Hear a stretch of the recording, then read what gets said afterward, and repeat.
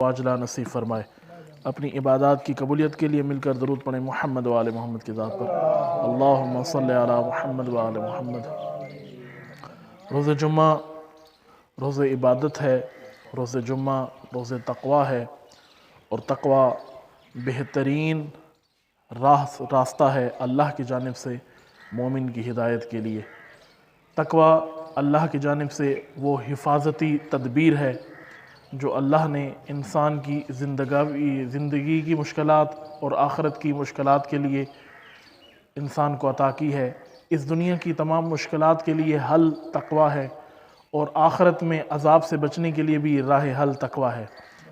اور متقی انسان وہی ہے جو اللہ کے احکامات کے مطابق زندگی گزار رہا ہو۔ متقی انسان وہی ہے جو قرآن مجید کو آئین کے طور پر مانتا ہو اور اس آئین اور منشور کے مطابق اپنی زندگی گزار رہا ہو۔ وہی شخص باتقوی شخص ہے، وہی شخص متقی شخص ہے۔ اور باتقوی کون ہے؟ جو اہل بیت اطہار علیہ السلام کی سیرت پر عمل کر رہا ہو اور ان کی زندگی کو، ان کی سیرت کو اپنی زندگی میں مکمل طور پر شیشے کی طرح اس کے مطابق اپنی زندگی گزار رہا ہو۔ جیسے کوئی شخص آئینے کے سامنے آتا ہے، شیشے کے سامنے آتا ہے، آئینے کے سامنے آ کر اپنی شکل دیکھتا ہے، اپنے آپ کو دیکھتا ہے تو اپنے اندر بہتری لے کر آتا ہے۔ تو مومن کے لیے آئینے کی حیثیت رکھتا ہے، اور اہل بیت اطہار بھی مومن کے لیے آئینے کی حیثیت رکھتے ہیں۔ انسان اپنے آپ کو پرکھے اہل بیت کی سیرت کے معیار پر، انسان مومن اپنے آپ کو پرکھے قرآن مجید کے معیارات پر، انسان مومن اپنے آپ کو پرکھے رسول اللہ صلی اللہ علیہ وآلہ وسلم کی سنت و سیرت کے آئینے پر، ان کے معیار پر۔ یہ ایام فاطمیہ کے حوالے سے مشہور ہیں کہ روایات میں 2 تاریخیں جناب سیدہ کی شہادت کے حوالے سے ہیں، ایک 15 جمادی الاول اور دوسری تاریخ 3 جمادی الثانی ہے۔ تو مراجع الزام نے، علماء نے یہ رہنمائی فرمائی لوگوں کو کہ آپ 15 جمادی الاول سے لے کر 3 جمادی الثانی تک یہ تمام ایام جو ہیں ایام فاطمیہ کے عنوان سے منائیں۔ یہ تقریباً 18 دن بنتے ہیں کہ 15 جمادی الاول سے لے کر 3 جمادی الثانی تک تقریباً 17 یا 18 دن بنتے ہیں۔ یہ سارے ایام فاطمیہ کے ایام ہیں، اور ان ایام میں آپ ان ایام کو وہی اہمیت دیں جو ایام محرم الحرام کو اہمیت حاصل ہے۔ علماء کرام فرماتے ہیں ان ایام میں آپ کالا لباس پہنیں، غم کی حالت میں رہیں، کیونکہ جناب سیدہ کی شہادت امام حسین کی شہادت سے کم تر نہیں ہے۔ اور بعض ائمہ نے فرمایا ہے کہ ایام فاطمیہ ایام محرم سے زیادہ اہمیت رکھتے ہیں۔ جناب سیدہ کی شہادت کے ایام، ان کو پورے جوش و جذبے کے ساتھ منانا چاہیے، مجالس عزا برپا کرنی چاہیے، جناب سیدہ کی سیرت، آپ کا اسوہ لوگوں کے سامنے پیش کرنا چاہیے۔ ایک غلط فہمی جو لوگوں کے اندر پیدا کی جاتی ہے کہ جناب سیدہ صرف خواتین کے لیے اسوہ ہیں، نہ، ایسی بات نہیں ہے۔ جناب سیدہ خواتین و مرد تمام انسانیت کے لیے اسوہ ہیں، تمام مسلمین کے لیے اسوہ ہیں۔ خواتین کو زیادہ جناب سیدہ کی سیرت کے مطابق عمل کرنا چاہیے۔ اب مثال کے طور پر کوئی عورت جو جناب سیدہ کی شہادت کی مجلس میں بیٹھ کر گریہ کرتی ہے، روتی ہے، آپ کے فضائل سنتی ہے، لیکن پردہ نہیں کرتی، تو اس کو جناب سیدہ کی مجلس میں آنے کا حق نہیں ہے۔ اس کو جناب سیدہ کی غربت پر، مصیبت پر رونے کا حق حاصل نہیں ہے، کیونکہ یہ زندگی جناب سیدہ کے مطابق، ان کی سیرت کے مطابق نہیں گزار رہی۔ ہر عورت اپنے آپ کو دیکھے، ہر مرد اپنے آپ کو دیکھے کہ میں نے کس قدر جناب سیدہ کی سیرت پر عمل کیا ہے۔ جناب سیدہ کا جب نام آتا ہے تو 2 اہم واقعات ہمارے ذہنوں میں آتے ہیں، ایک مسئلہ فدق ہے اور دوسرا جناب سیدہ کا دربار میں آنا ہے۔ تو یہ تو تمام اہل سنت یا جتنے مسلمان مسالک ہیں وہ تمام اس چیز پر متفق ہیں کہ جناب سیدہ دربار میں آئی ہیں اور جناب سیدہ نے فدق کا حق مانگا ہے۔ اب یہ ایک طویل بحث ہے۔ سوال یہ ہے کہ کیا جناب سیدہ صرف ایک باغ کی خاطر دربار میں آئی تھی کہ ان کو ایک باغ چاہیے تھا، ایک زمین جو ان سے چھین لی گئی تھی، ان کو وہیں واپس چاہیے تھا؟ کیا وہیں اسی زمین کے ٹکڑے کے لیے جناب سیدہ دربار میں آئیں؟ نہ، صرف اس زمین کے ٹکڑے کے لیے نہیں آئیں، بلکہ امیر المومنین حضرت علی ابن ابی طالب کی ولایت کے دفاع کے لیے میدان میں آئیں۔ اصل مقصد جناب سیدہ کا ولایت کا دفاع کرنا تھا، امیر المومنین کا دفاع کرنا تھا، کہ رسول اللہ کو اس دنیا سے گئے ہوئے ابھی چند دن ہوئے تھے اور لوگوں نے علی کو تنہا چھوڑ دیا۔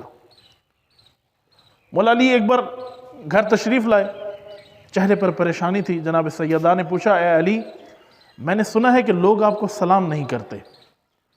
امیر المومنین نے فرمایا کہ اے کاش کہ لوگ مجھے سلام نہ کرتے، یہ بات قابل برداشت تھی، لیکن اے زہرا، میں لوگوں کو سلام کرتا ہوں، لوگ جواب نہیں دیتے۔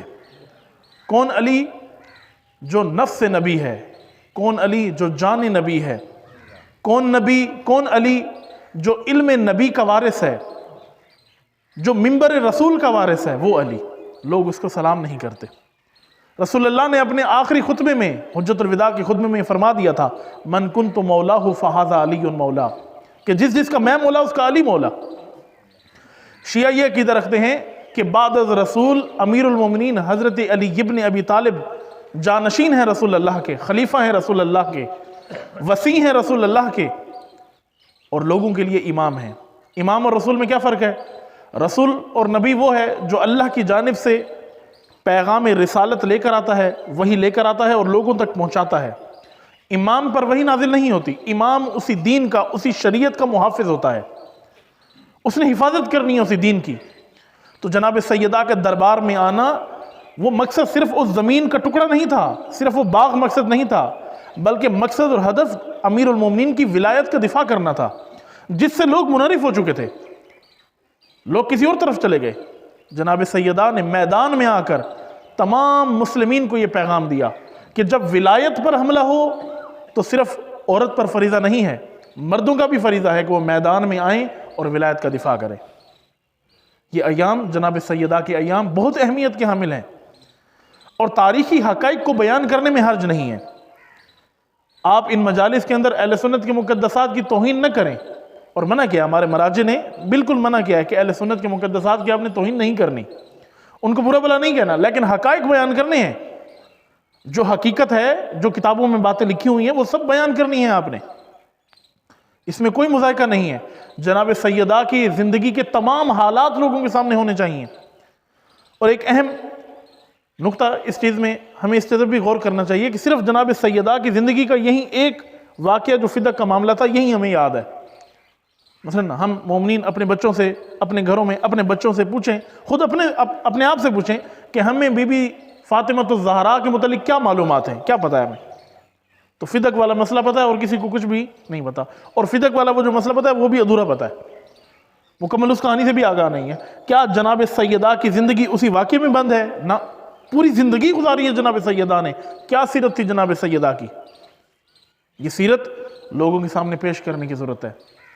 آپ کی عبادت کیسی تھی؟ آپ کا علم کیسا تھا؟ آپ کا زہد کیسا تھا؟ آپ میں تقوی کیسا تھا؟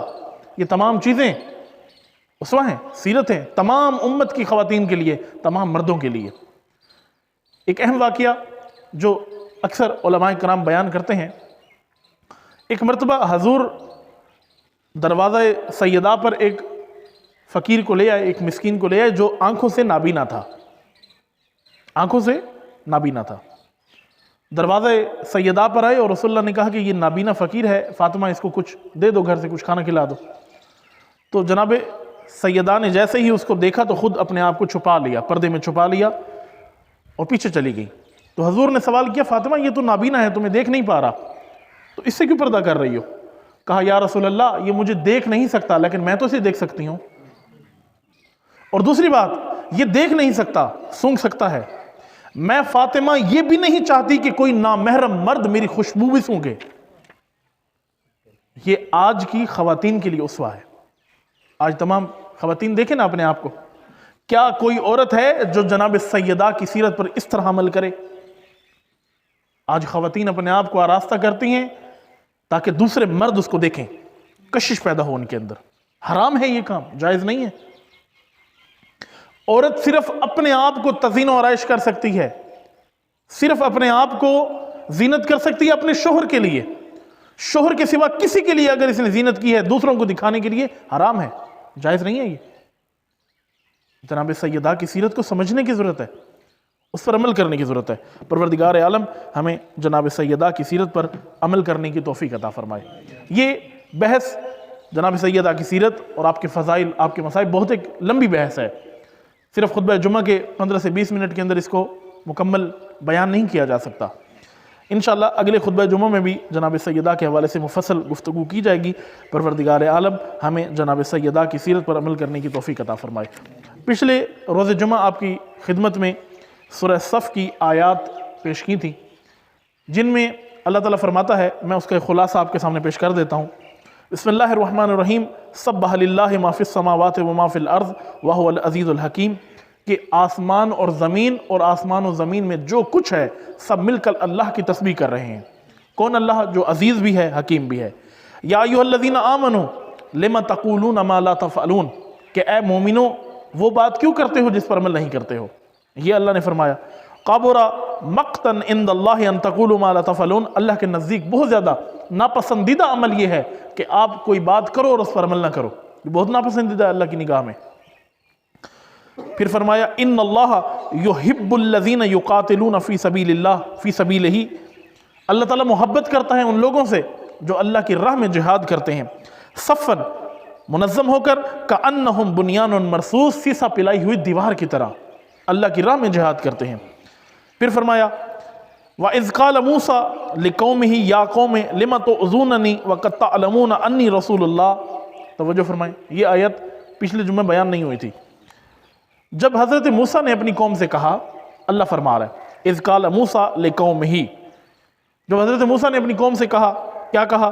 یا قوم لم تؤذوننی، کیوں مجھے اذیت کرتے ہو، کیوں مجھے تکلیف پہنچاتے ہو؟ حضرت موسیٰ نے اپنی قوم سے کہا، وَقَدْ تَعْلَمُونَ أَنِّي رَسُولُ اللَّهِ، حالانکہ تم جانتے ہو کہ میں اللہ کا رسول ہوں تمہاری طرف، تم یہ بات جانتے ہو کہ میں اللہ کا رسول ہوں تمہاری طرف، پھر مجھے کیوں اذیت کرتے ہو، کیوں تکلیف پہنچاتے ہو؟ فَلَمَّا أَزَاغُوا، انہوں نے ہدایت نہیں حاصل کی بلکہ ان کے دل ٹیڑھے ہو گئے، گمراہ ہو گئے۔ أَزَاغُوا أَزَاغَ اللَّهُ قُلُوبَهُمْ فَلَمَّا أَزَاغُوا أَزَاغَ اللَّهُ قُلُوبَهُمْ، اللہ نے ان کے دلوں کو اور مزید گمراہ کر دیا، ٹیڑھا کر دیا، ان کے دلوں پر اللہ نے تالے لگا دیے، جانتے ہوئے رسول کہ یہ اللہ کے رسول ہیں، حضرت موسیٰ کو تکلیف پہنچاتے تھے۔ کون؟ بنی اسرائیل۔ وَاللَّهُ لَا يَهْدِي الْقَوْمَ الْفَاسِقِينَ، کہ اللہ تعالیٰ قوم فاسق کو کبھی ہدایت نہیں کرتا۔ اب یہ آیت جو ہے، اس پر آج کے زمانے میں ہم کیسے اس پر عمل کر سکتے ہیں؟ توجہ فرمائیں، اللہ کا نبی کہہ رہا ہے اپنی قوم سے کہ اے قوم، اے بنی اسرائیل، تم جانتے ہو کہ میں اللہ کا رسول ہوں، پھر مجھے کیوں اذیت پہنچاتے ہو؟ آج ہم اپنے آپ سے دیکھیں، کیا آج وقت کے امام کو ہم تکلیف پہنچا رہے ہیں یا نہیں پہنچا رہے؟ آج وقت کا امام پردہ غیبت میں ہے، اور احادیث میں ہے کہ امام زمانہ علیہ السلام کی احادیث ہیں یہ، کہ جب کوئی ایک نوجوان، ایک شیعہ نوجوان اس آخر زمان کے زمانے کے اندر، اس دور میں جب وہ کوئی گناہ کرتا ہے اور گناہوں میں آلودہ ہو جاتا ہے، تو ہر شب جمعہ اس نوجوان کے اعمال امام کے سامنے پیش ہوتے ہیں، اور جب امام اپنی امت کے شیعہ نوجوانوں کے اعمال دیکھتے ہیں تو امام گریہ فرماتے ہیں، روتے ہیں امام کہ یہ نوجوان جنہوں نے میرے ظہور کے لیے اپنے آپ کو تیار کرنا تھا، یہ خود گناہوں میں آلودہ ہے۔ کیا یہ امام علیہ السلام کو اذیت نہیں دے رہے؟ ہم سب دے رہے ہیں اذیت، اپنے اعمال سے امام علیہ السلام کو اذیت دے رہے ہیں۔ مثلا آج دیکھیں، آج نوجوان پورا دن گزار دیتے ہیں کہ پورے دن میں ایک مرتبہ بھی اپنے امام کا خیال ذہن میں آیا نہیں آیا کہ ہمارا امام پردہ غیبت میں۔ ہر نماز کے بعد دعا امام زمانہ پڑھتے ہیں، دیگر محافل میں شرکت کرتے ہیں، لیکن امام کے حوالے سے کبھی سوچ و فکر نہیں اپنائی، کبھی تصور نہیں کیا، کبھی سوچا نہیں ہے کہ کیا امام پردہ غیبت میں ہے؟ کیوں ہے پردہ غیبت میں؟ کیا امام خود چاہتے ہیں کہ میں پردہ غیبت میں رہوں؟ وہ نہیں چاہتے کہ میں باہر آؤں، وہ نہیں چاہتے کہ میں قیام کروں، چاہتے ہیں۔ اور ایک غلط تفسیر لوگوں کو انتظار کی بتائی گئی ہے کہ ہم سب امام کے منتظر ہیں، غلط ہے۔ ہم سب مل کر بھی امام کا انتظار نہیں کر رہے، نہ آپ کر رہے ہیں نہ میں کر رہا ہوں، امام ہمارا انتظار کر رہے ہیں۔ امام ہمارا انتظار کر رہے ہیں کہ کب یہ امت تیار ہو اور امام ظہور کرے۔ ہم سمجھ رہے ہیں کہ ہم امام کا انتظار کر رہے ہیں، بس جیسے ایک بندہ بس سٹاپ پر بیٹھ کر کسی بس کا انتظار کر رہا ہوتا ہے، ویٹ کر رہا ہوتا ہے، ہم بھی اسی طرح بیٹھے ہوئے ہیں کہ امام آئیں گے اور وہ آ کر سب کچھ ٹھیک کر دیں گے۔ نہیں، ایسے نہیں ہے۔ ہم نے اپنے آپ کو تیار کرنا ہے، اپنے معاشرے کو تیار کرنا ہے۔ جو والدین ہیں وہ اپنے آپ سے پوچھیں انہوں نے اپنے بچوں کی تربیت اس لحاظ سے کی ہے کہ امام کے ظہور میں امام کے معاون و آوان و انصار بن سکیں؟ نہیں، اپنے آپ کو تیار نہیں کیا، بچوں کیسے تیار کریں گے؟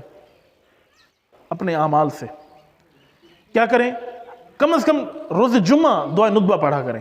دعائے ندبہ ائمہ کی تعلیم کردہ دعا ہے، اور یہ آج کل موبائل کا دور ہے، موبائلوں میں موجود ہوتی ہے۔ دعائے ندبہ امام زمانہ علیہ السلام سے مختص ہے۔ اس دعا کو پڑھیں، اس کا ترجمہ پڑھیں۔ دعائے عہد پڑھیں، دعائے عہد امام زمانہ علیہ السلام کے لیے ہے۔ عہد ہے اپنے زمانے کے امام کے نام، وعدہ ہے۔ ان دعاؤں کو پڑھیں، ان کا ترجمہ پڑھیں اور ان کے مطابق اپنی زندگی کو گزاریں۔ پروردگار عالم ہمارے اعمال کو قبول و منظور فرمائے، اور اللہ تعالی ہماری تمام دعاؤں کو مستجاب